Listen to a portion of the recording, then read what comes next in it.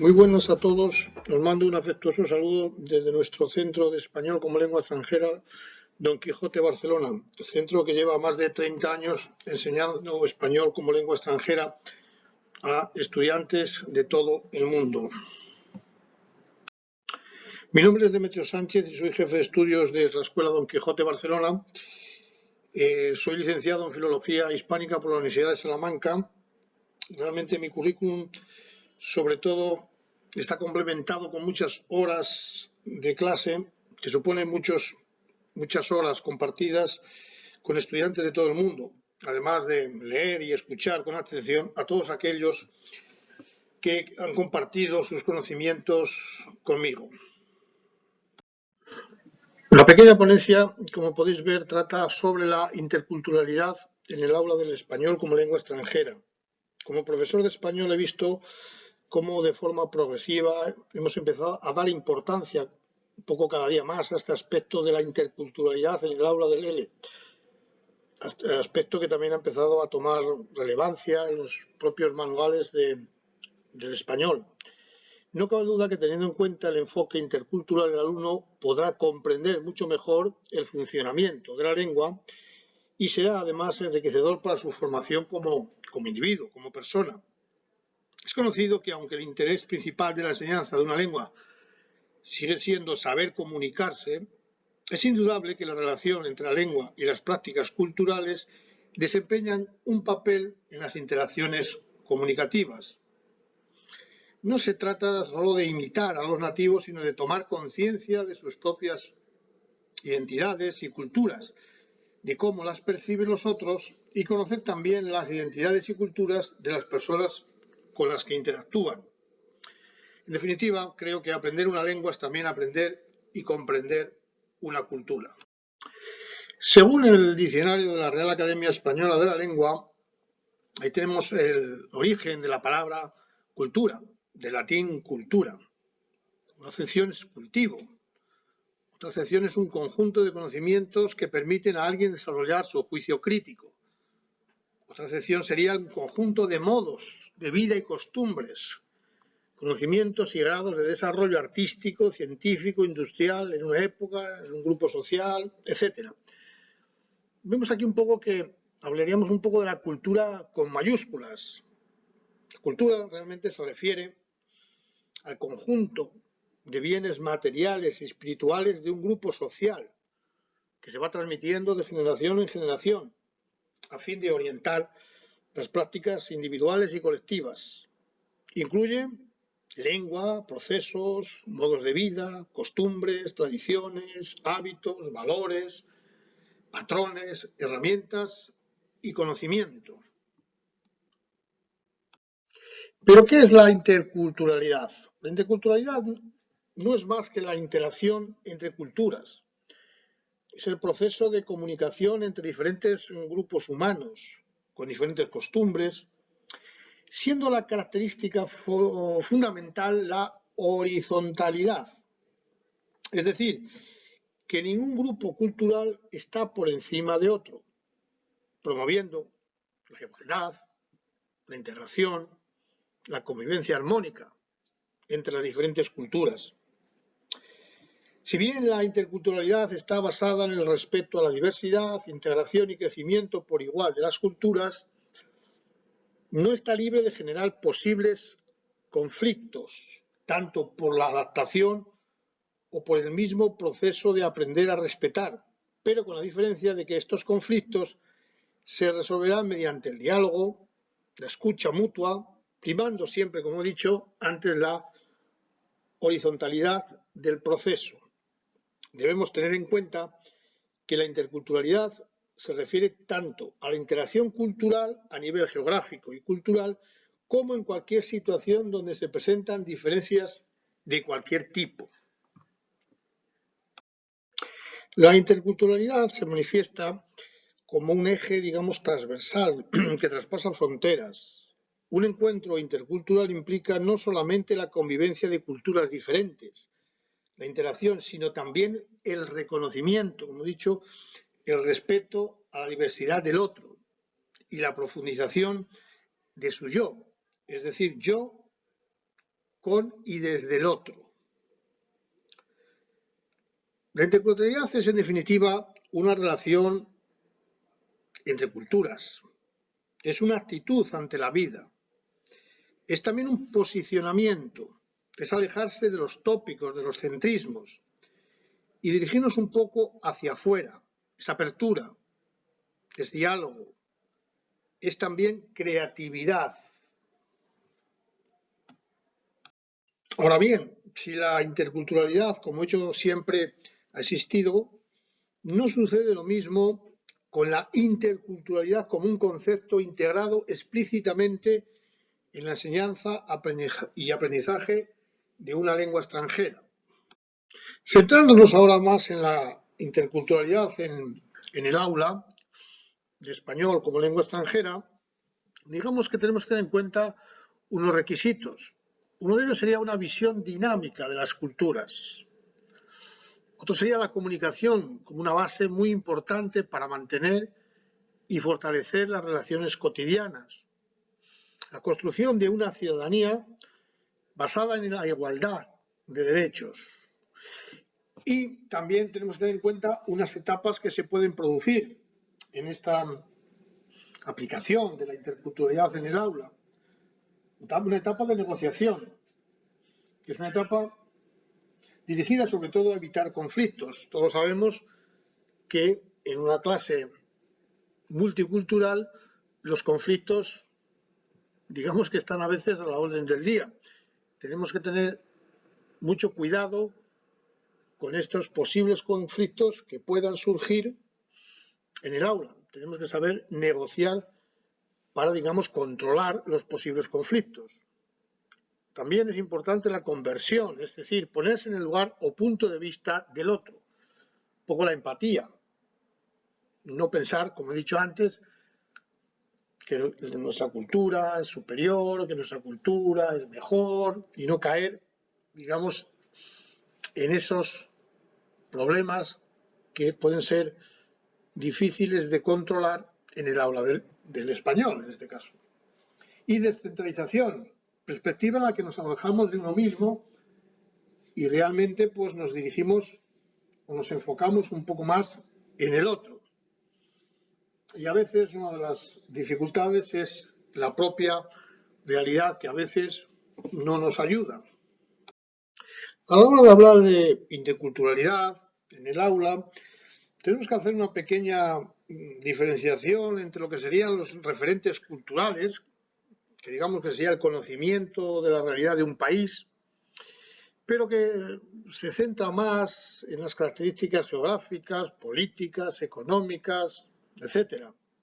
También en su patrimonio histórico, cultural, reflejado en, no sé, en personajes y acontecimientos más representativos, como ahí tenéis en esta pequeña diapositiva, pues diferentes personajes famosos de las diferentes zonas de España. Y también, por otro lado, hay que diferenciar un poco lo que serían los saberes y los comportamientos socioculturales. Digamos que estos referentes culturales serían más enfocados a lo que llamaríamos la cultura con mayúsculas.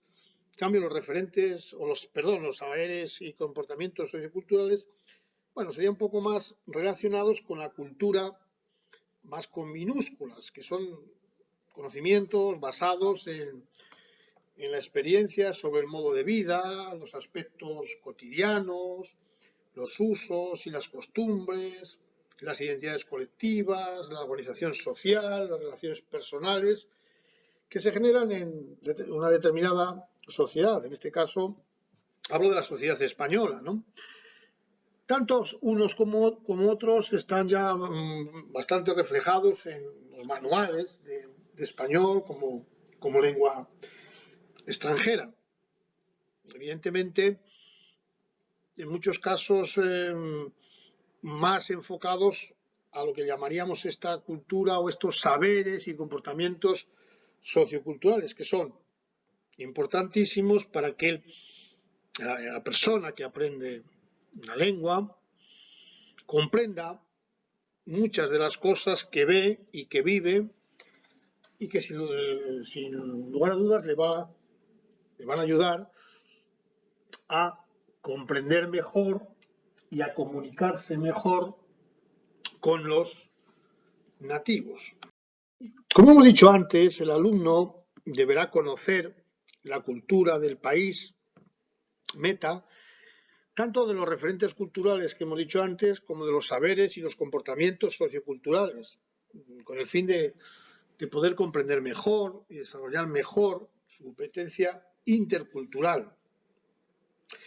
El alumno se convierte en receptor del conocimiento de la cultura meta, mientras que por otro lado también se convierte en transmisor de su propia cultura. Digamos que esta capacidad que debe desarrollar el alumno también nos plantea un poco la necesidad de definir y de describir las habilidades del alumno intercultural, cosa que hizo Biran en 1995. Por un lado están el saber, el conocimiento y representación de lo que caracteriza a la cultura. Por otro lado estaría el saber hacer, que sería un poco el procedimiento para conocer la cultura. Y por último, un saber estar, que sería un poco las actitudes o facultades para transmitir respuestas positivas basadas en la sensibilidad hacia la otra cultura. Las habilidades y las actitudes interculturales. Aquí, según Michael Biran, cuando una persona aprende una lengua extranjera se enfrenta a diferentes interpretaciones de muchos de los valores, de las normas, comportamientos y creencias que había adquirido como naturales y normales. Los valores y creencias que asumía como universales, al ser los dominantes en la sociedad en que vivía, resultan ser relativos y diferentes en cada país. Esto significa poner en tela de juicio las normas fundamentales adquiridas y dadas por supuesto. La competencia intercultural es, pues, la habilidad de poderse manejar en este tipo de situaciones con contradicciones y diferencias. Me parece muy interesante, digamos, esta definición de lo que serían esas habilidades y actitudes interculturales. Las fases en el proceso de adquirir la competencia intercultural, pues sería, en primer lugar, tomar conciencia. El alumno descubre que su cultura, que creía generales, no son aplicables a otras culturas. Tomar conciencia de la existencia de culturas diferentes. Relativización, que es cuando el alumno se da cuenta del carácter contextualizado de lo que descubre y de las características de la situación comunicativa en la que se produce. Organización. El alumno compara situaciones, enlaza elementos aislados y organiza las informaciones que tiene. Se da cuenta de la interculturalidad de las situaciones al comprobar la diferencia entre las distintas culturas, al tomar contacto con ellas y reflexiona sobre las mismas. Y por último, una implicación. El alumno se implica en el descubrimiento de la cultura meta, desarrolla destrezas y estrategias necesarias para actuar y resolver los conflictos que puedan aparecer. Lógicamente, en esta adquisición, digamos, esta toma de conciencia de la cultura meta que el estudiante está aprendiendo, siempre se producen lo que llamamos malentendidos culturales. Aquí he puesto un ejemplo bastante antiguo de la novela Las tesis de Nancy, de Ramón J. Sender. Un pequeño fragmento donde una chica, la novela cuenta las experiencias de una chica americana que está haciendo su tesis doctoral, en este caso, en Andalucía. Y aquí, como veréis, muestra, repito, un pequeño fragmento de un malentendido. Dice, ayer me sucedió algo de veras trágico. Había un acto oficial en nuestra universidad bajo la presidencia del mismo rector. Habló muy bien y luego todo el mundo se puso en pie y aplaudió.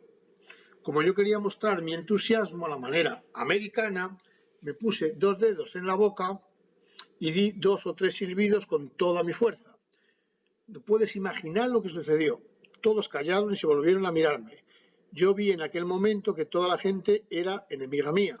Había un gran silencio y se podía oír volar una mosca. En este caso, para nosotros, para nuestra cultura, un silbido es una desaprobación. En cambio, para este caso, la chica americana, un silbido, digamos, era lo contrario. Era una muestra de que estaba de acuerdo, estaba satisfecha con lo que había escuchado.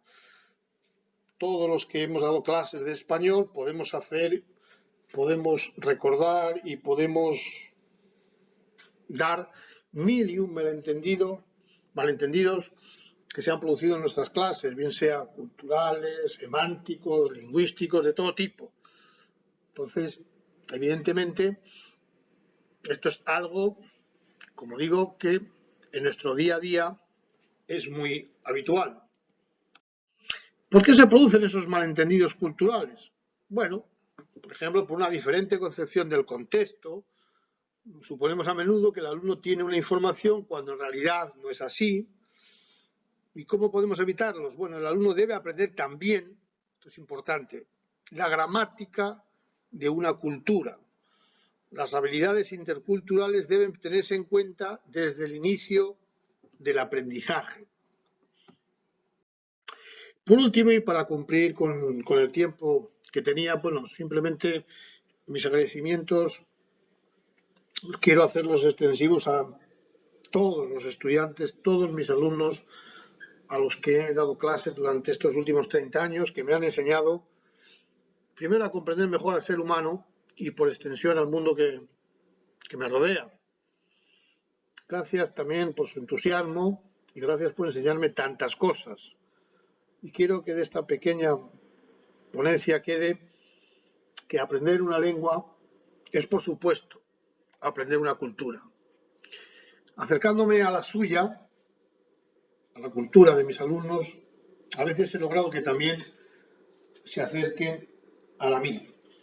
Se trata de dar más importancia en nuestras clases a los aspectos interculturales, a la cultura con mayúsculas y la cultura con minúsculas.